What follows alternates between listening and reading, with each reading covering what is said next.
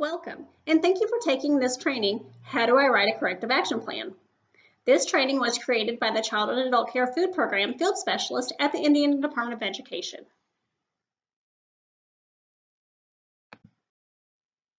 A corrective action plan is the action the facility will take within a specific time frame to address the findings of noncompliance and prevent them from reoccurring. When developing a corrective action plan, whether you are helping your facilities or responding to a state agency finding for your organization, it should include your action steps. It should resolve the root cause that resulted in the noncompliance. It should also prevent the noncompliance from reoccurring. And of course, it must be consistent with regulations and policies and any of your own organization's requirements. The corrective action plan you're submitting are not just responses to the state agency. They become the organization's new processes and procedures, and they are expected to be continually implemented. Let's talk about a root cause. In order to successfully implement corrective action, it is necessary to understand what caused the finding of noncompliance. We suggest using the 5 whys method, which is looking at the noncompliance and asking why the noncompliance occurred until you get the real reason or the root cause. It will be easier to understand if we look at a scenario. In this scenario, the state was on site conducting a meal service observation and noticed the cook was serving orange drink for the fruit vegetable component for breakfast. Upon questioning the cook, he indicates that orange juice is listed on the posted menu for the day. However, no orange juice is available. All they have is milk, full-strength apple juice, and orange drink. In order to stay as close as possible to the posted menu, he decided to serve the orange drink since it has vitamin C and pictures of fresh cut oranges on the container. The cook said he did not know that orange drink did not meet the meal pattern requirements. As such, the monitor cites the facility for failure to meet the meal pattern requirements. Please take a moment and ask yourself the 5 whys to see what you come up with. You may pause the training now to give yourself some time to determine the root cause. We will now look at the 5 whys we came up with. The first reasonable question to ask is, why was the meal not reimbursable? The answer to that question is because it did not meet the meal pattern requirements, and because it did not meet the meal pattern requirements, it was a finding. The next question would be, why did the meal not meet the requirements? Because the cook served orange drink that was on the shelf from the family event. So, why did the cook serve the orange drink? Because he was trying to stick to the menu and did not know the difference between 100% orange juice and orange drink. So why did he think it was okay to serve the orange drink? Because he did not know that orange drink was not creditable. If the cook would have served the apple juice and changed the menu, it would not have been a finding. Or we may have asked why the non-creditable orange drink was on the kitchen shelf. The next question would be, why did he not know the orange drink was not creditable? Because he did not have training on the CACFP meal pattern. He was only told to prepare the food on the menu. So by using the 5 whys method, the root cause has been determined to be because the cook had not received adequate training on CACFP crediting guidelines.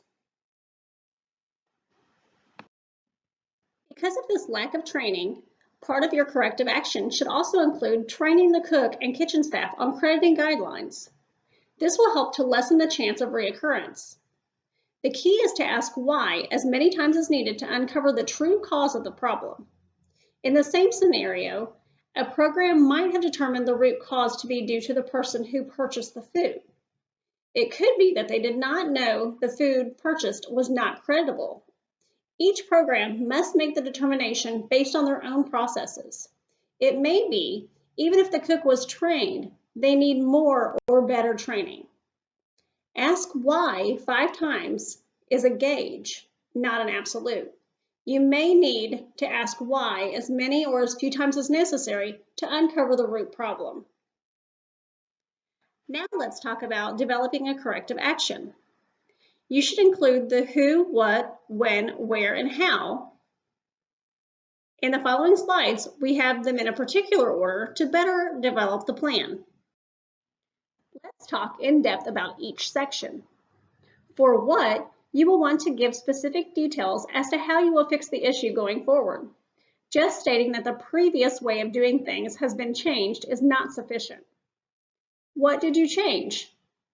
How is what you're doing now different than what you're doing in the past? Give specific examples so that anyone reading this would be able to follow your procedures, even those that may not be familiar with your program. For who, we will need someone to be responsible for carrying out the processes and procedures, as well as the person who will be providing oversight. This should include the title of the position and the name of the current person in the position. If training is to take place as part of the corrective action, who will conduct the training and who will participate in the training? For how, the processes and procedures that were put in place need to have follow-up. How will your institution ensure that these items are completed continuously to prevent reoccurrence? For when, each corrective action should be implemented within a certain time frame.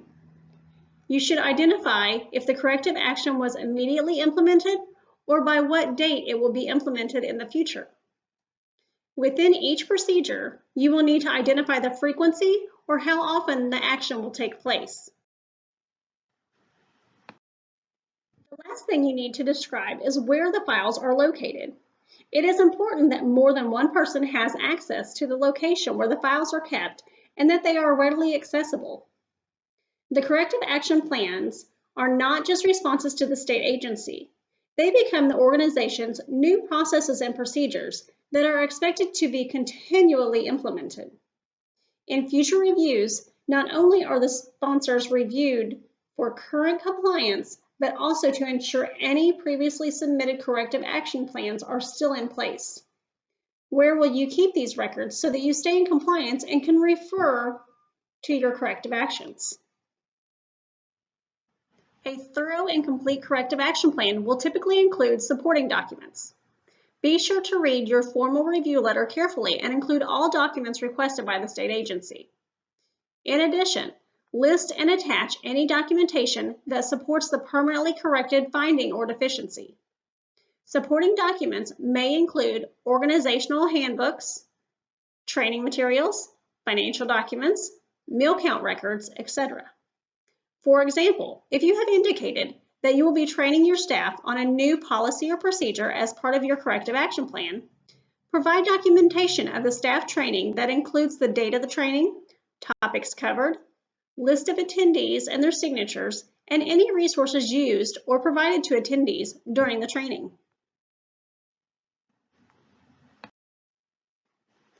Here are a series of tips to make completing the corrective action process go more smoothly. First, you will need to read the finding and the accompanying corrective actions thoroughly. Then, write the corrective action using detailed language. Anyone, including those not necessarily familiar with the CACFP, should be able to understand it. Make sure to answer the questions completely. Show the state agency how you will be implementing processes going forward. Be sure to send supporting documents that have been requested. Ensure that they are relevant to the finding. And submit everything pertaining to the corrective action at the same time. Please note that more information might be needed, so please be prepared to answer additional questions. Please take a moment to look at the finding and review the two corrective action responses.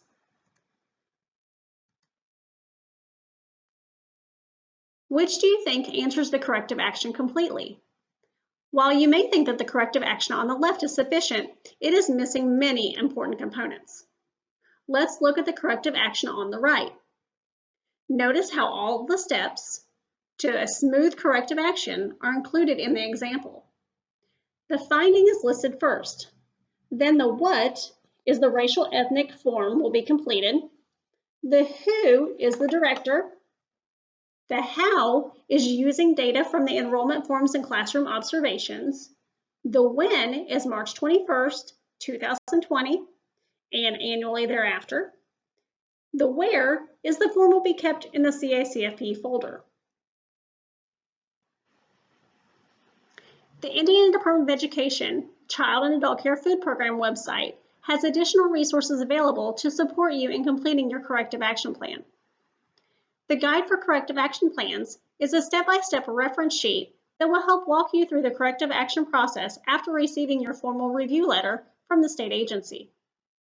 The Corrective Action Plan rubric will help ensure that you have answered the important what, who, how, when, and where questions that are essential in developing a thorough and complete corrective action plan.